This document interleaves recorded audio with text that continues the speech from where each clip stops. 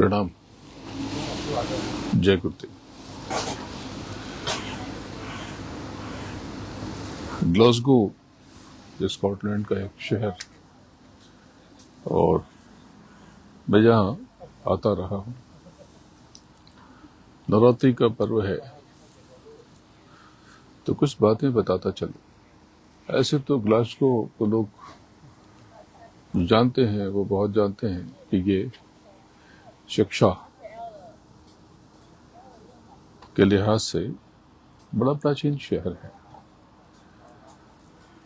अगर मैं गलत नहीं हूं तो जहां ग्लासगो विश्वविद्यालय की स्थापना बहुत पहले हुई थी, शायद 1400 के आसपास। स्कॉटलैंड वैसे तो यूनाइटेड किंगडम का हिस्सा है, लेकिन हम पर इन्होंने राज नहीं किया। हम पर जो राज करने वाले लोग थे भारत पर, वो बरतानवी हुकूमत थी, ब्रिटिशर्स थे।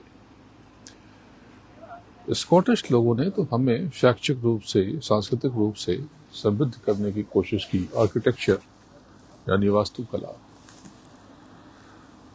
वक्त बदला, समय बदला, धरती वही थी, सूरज चांद वही था, लेकिन स्थितियां परिस्थितियां बदल गईं। और जिनके नाम का सूरज नहीं डूबता था, वो मुट्ठी भर होकर के एक ही जगह पर सिमट गए। नवरात्रि का समय है और पूरे देश में और संसार में जहां जहां हिंदू धर्मावलंबी हैं, वो इस पर्व को मना रहे हैं। मैं यहाँ पर हूँ जिस परिवार के साथ, वो भी बड़ी आस्था से, जतन से लगा हुआ है। बहुत सेवा कर रहे हैं। ये ठंड बहुत है यहाँ पर। तो नवरात्रि यानी ये नवरात्रि, इसका कुछ और भी नाम पहले हुआ करता था, लेकिन अब केवल ये नौ यानी 9, 9 रातें, बस इसी नाम से प्रसिद्ध है। और हर रात में यानी हर दिन एक देवी का आवाहन किया जाता है। कल आपने शैलपुत्री, भारत में शैलपुत्री की पूजा हुई, आज ब्रह्मचारिणी की, कल चंद्रघंटा की। ये कौन है? देवियों का मंडल कहाँ है? लोग कहाँ है? ये जो सूरत शक्ल बताई और बनाई गई है, क्या ये ऐसी ही दिखती हैं? जो पंडालों में, देवी के पंडाल में जो देवियां बिठाई गई हैं, क्या वैसी ही लगती हैं? इनका कोई विशिष्ट रूप है? ये सारी देवियां दुर्गा है? दुर्गा ही जगदम्बा है? क्या दुर्गा ही लक्ष्मी और गौरी हैं? क्या दुर्गा ही आद्या मां शक्ति? तो आप सब जो पुराने लोग हैं, बहुतों के पास इसका उत्तर है, जवाब है कि ईश्वर ने यानी समय पुरुष ने, काल पुरुष ने, निरंजन ब्रह्म ने हुंग बीज प्रकट किया, और हुंग बीज से ही सती के साथ शक्ति यानी जगदम्बा प्रकट हुई। हुंग बीज से जगदम्बा यानी जगत जननी, आद्या मां शक्ति, अर्ध चेतना प्रकट हुई। साथ में त्रिशूल भी उतरा। त्रिशूल यानी रजोगुण, तमोगुण, सतोगुण, इन्हीं को इलेक्ट्रॉन, न्यूट्रॉन और प्रोटॉन कहते हैं। और अंतःकरण भी उतरा। ये त्रिशूल नीचे आया और जगदम्बा ने स्वयं से 3 पुत्र प्रकट किए, और त्रिशूल के एक एक शूल उनको थमा दिया। यूं कह लें कि एक एक त्रिशूल के एक एक शूल से, त्रिशूल के एक एक शूल से एक एक पुत्र प्रकट हुए।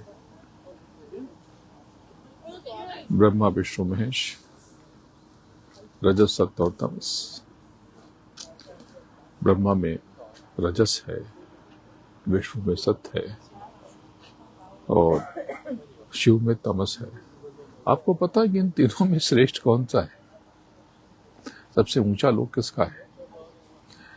आप जो कहते हैं कि तमस तामसी प्रवृत्ति, सबसे ऊंचा लोक तो इन्हीं का है, इनको ही महादेव कहते हैं, इन्हीं को ही महाईश कहते हैं, महेश कहते हैं। बातें बड़ी गंभीर हैं, क्योंकि तमस ही ब्रेक है, अवरोध है। तो थोड़ा बात देवियों पर करते हैं। तो जगदम्बा के भीतर से हम बीज प्रकट हुआ और बैराट के साथ 9 करोड़ दुर्गा और 10 करोड़ शंभु प्रकट हुए और 33 करोड़ पदों का सृजन हो गया। ये दुर्गा और शंभु क्या है? दुर्गा और शंभु ही बिजली है, इलेक्ट्रिक है, विद्युत है।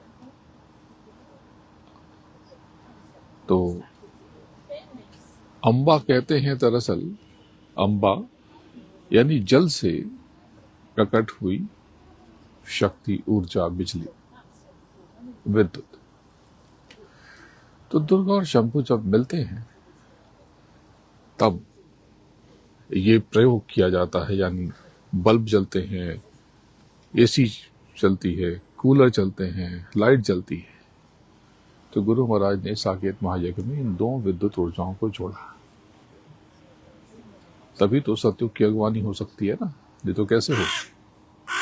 2 विद्युत धाराओं को जब तक जोड़ेंगे नहीं और कर्मों पर कारीगरी नहीं होगी, उसे संवारा नहीं जाएगा, तब तक बात बनेगी कैसे? तो आपने तो दुर्गा को भी नहीं समझा और शंभु को भी नहीं समझा, न नवरात्रि की 9 देवियों को समझा।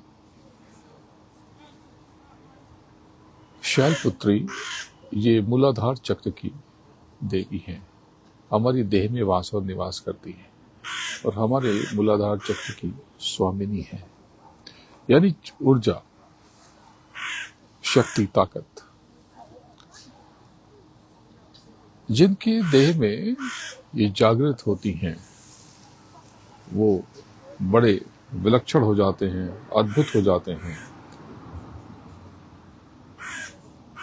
इनके दाहिने हाथ में त्रिशूल है, ये धर्म, अर्थ और मोक्ष का प्रतीक है। कोई संपर्क करने की कोशिश कर रहा था तो मैंने काट दिया। तो बात ऐसी है कि ये चक्र जो है वो कर्म का सिद्धांत संचालित करता है, उसका प्रतिनिधित्व करता है। जीवन में जो अच्छे और बुरे अनुभव होते हैं इस चक्र से होते हैं।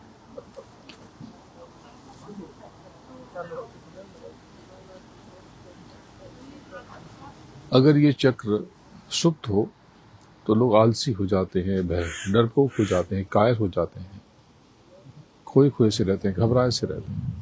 जिसके भीतर ये सारे गुण मिले, समझ ले कि उसका मूलाधार चक्र जागृत नहीं है। दूसरा चक्र है लिंग चक्र। इनकी जो स्वामिनी है वो ब्रह्मचारिणी है। आपने सुना होगा कि जिसने विवाह नहीं किया उसको ब्रह्मचारी कहते हैं। गलत सोच है ये। असली चीज इस चक्र को जागृत करने की है। यही काम चक्र और कामना चक्र है। जिसका यक्ष दूषित प्रदूषित होता है वो विषय वासनाओं में लिप्त हो जाता है, खो जाता है। लेकिन अगर ये चक्र जागृत हो तो व्यक्ति काम और कामनाओं से परे उठ जाता है और ऊपर की तरफ खुद को अग्रसारित कर लेता है, फॉरवर्ड कर लेता है, खींच लेता है। ये चक्र बहुत कमाल का चक्र है। इस चक्र को जागृत करने से, यानी देह में अगर ब्रह्मचारिणी का बोध हो जाए तो सूरत ऊपर की तरफ गतिशील हो जाती है। यानी देह की ऊर्जा, सूरत यहाँ बैठी सूरत की तरफ गतिशील हो जाती है और व्यक्ति इन रिश्ते नातों से इनमें रह करके भी सहज रहता है, गृहस्थ आश्रम में रह करके भी नाम की कमाई की तरफ बढ़ चलता है। तीसरी चक्र देवी हैं, शक्ति हैं, चंद्रघंटा। चंद्रघंटा ये नाभि चक्र में वास करती है। नाभि चक्र अगर खोया हुआ हो, सोया हुआ हो, सुप्त हो, जागृत न हो, तो व्यक्ति भय से परिपूर्ण रहता है, भयभीत रहता है, उसे हमेशा डर का एहसास रहता है, सहमा सहमा सा रहता है, आत्मविश्वास की बेहद कमी होती है। लेकिन अगर ये चक्र जागृत हो तो व्यक्ति साहसी हो जाता है, उसका चेहरा दमकने लगता है, चमकने लगता है, आत्मविश्वास छलकने लगता है। ये देवियों की बात है। तो आपने देवियों को तो समझा नहीं, एक पत्थर की प्रतिमा ली और या मिट्टी की देवी बनाई और उसकी स्थापना कर ली, साथ में एक घड़ा रख दिया कि यदि घट स्थापना होगी। ये जो नवरात्रि में जो बोई जाती है और ये ज्वार, ये तो बहुत बड़ी औषधि है और आयुर्वेद का हिस्सा है। इसे आयुर्वेद इस पर बहुत काम कर रहा है और आज मेडिकल साइंस में इसका बहुत इस्तेमाल हो रहा है। इसे वीट ग्रास कहते हैं अंग्रेजी में।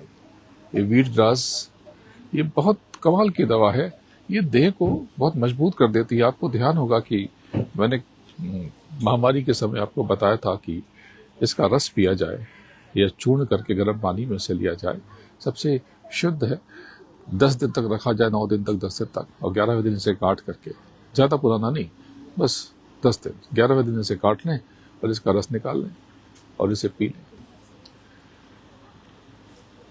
पहले भी महामारी फैली होगी तब ऋषि मुनियों ने ये व्यवस्था दी होगी। उन्होंने त्वचा से संपर्क में इसे लगाने की बात कही होगी, क्योंकि आप मुख से ग्रहण करते हो, त्वचा से भी ग्रहण करते हो, अलग अलग इंद्रियों से ग्रहण करते हो, कान से, नाक से, आंख से भी ग्रहण करते हो, मुख के अलावा तो आप त्वचा से भी ग्रहण करते हो। तो कान के पीछे ये सबसे संवेदनशील एरिया होता है, क्षेत्र होता है, बगलें और ये कान, तो यहाँ पर फंसा लेते, तो उसके औषधि गुण ज्यादा हैं। तो उत्तर भारत में बहनें भाइयों के कानों के पीछे ये जवार लगा देती। दशहरे पर यह क्रिया प्रक्रिया की जाती है। अगर इसे रोज कालांतर में, इसे रोज जीवन में उतार लिया जाए तो देह वज्र के समान हो जाता है। तो कितनी वैज्ञानिक अवधारणा थी नवरात्र की, लेकिन आज हमने तो उसे समेट दिया कुछ मामूली परंपराओं में। और बताता रहूंगा, आपके भीतर जो आप सोए हुए हैं उन्हें उसे जगाता रहूंगा। आगे बढ़ना है। कल यहाँ से इस समय तक मैं बैठ चुका हूँगा, रवाना हो चुका हूँगा यहाँ से। एक देश जिसका नाम स्पेन है, वहाँ की केसर बहुत प्रसिद्ध है और वहाँ की भाषा पूरे विश्व में बोली जाती है, उसे स्पेनिश कहते हैं। तो स्पेन का शहर होगा बार्सिलोना। गुरु महाराज के शहर पर बहुत दया है। धार्मिक और आध्यात्मिक रूप से बहुत समृद्ध विरासत रही है उस शहर की। ये शहर भी, ये देश भी बड़ा आध्यात्मिक रहा है, सांस्कृतिक आध्यात्मिक रूप से बहुत उन्नत रहा है। यहाँ पे भारतीय बहुत ज़्यादा हैं, लेकिन अब तो कमाल हो रहा कि गोरे लोग बहुत जुड़ रहे हैं गुरु महाराज के मिशन में।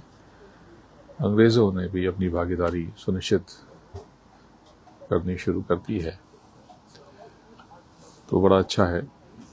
आप सब इस नवरात्रि का लाभ उठाएं, साधन भजन यानी सुमरन ध्यान भजन में उतरें, यज्ञ की तैयारी करें। यज्ञ नज़दीक है, वक्त ज़रा सा है मुट्ठी में और सफ़र काफ़ी लंबा है, काम बहुत है। इस बात का यज्ञ हर बार से अलग होगा। कितने अब यज्ञ और होंगे कहना मुश्किल है, लेकिन जो थोड़े से यज्ञ बचे हैं उनमें से इस बार का यज्ञ है। बहुत अद्भुत अनुभूतियाँ होंगी। और स्थान वही है जहाँ पिछली बार था, लेकिन उसके बगल में, उस भूमि से लगी हुई जो भूमि है, जो भूखंड है, वहाँ पर होगा। तो आपको वही पता याद रखना है, वहीं पहुँचेंगे तो पहुँच जाएंगे। और जो जिम्मेदार लोग हैं उनसे जुड़े रहें, सक्रिय रहें, अपनी आहुति भेजने का प्रबंध करते रहें, क्योंकि आपकी आहुति जरूरी है। यज्ञ तो बिना किसी की सहायता के हो सकता है, लेकिन आपके कर्मों की आहुति बहुत अनिवार्य है, आवश्यक है, बहुत जरूरी है। इसमें अपनी भागीदारी अर्पित करें, सुनिश्चित करें। आप सबको बहुत याद करता हूं। तापमान तो काफी कम है यहाँ पर। टेम्परेचर कितना है? सिहरन सी है, अभी यहाँ पर दिख नहीं रहा। तो लोग कोट पहन करके, जैकेट पहन के घूम रहे हैं। मैं तो ऐसे ही हूँ जैसे भारत में रहता हूँ, आपके बीच रहता हूँ। इन्होंने बड़ा प्रयास किया कि मुझे एक जैकेट पहना दी जाए, पर मालिक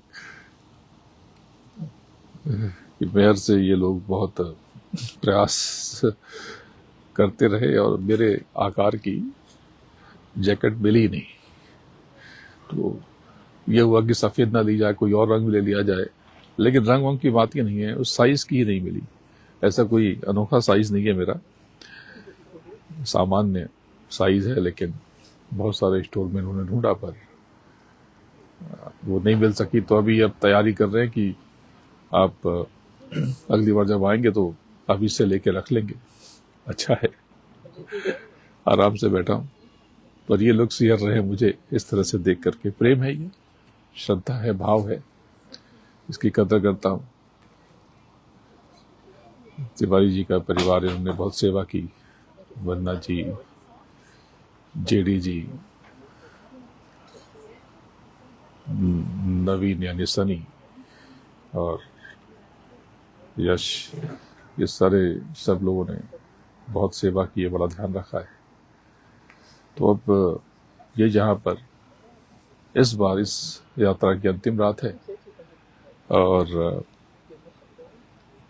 कल 4 बजे की फ्लाइट से लंदन जाऊंगा और वहां से फिर स्पेन जाऊंगा। आपसे पुनः बात होगी, मुलाकात होगी। गुरु महाराज के चरणों में नमन करता हूं और आप सबको प्रणाम करता हूं। जय गुरुदेव।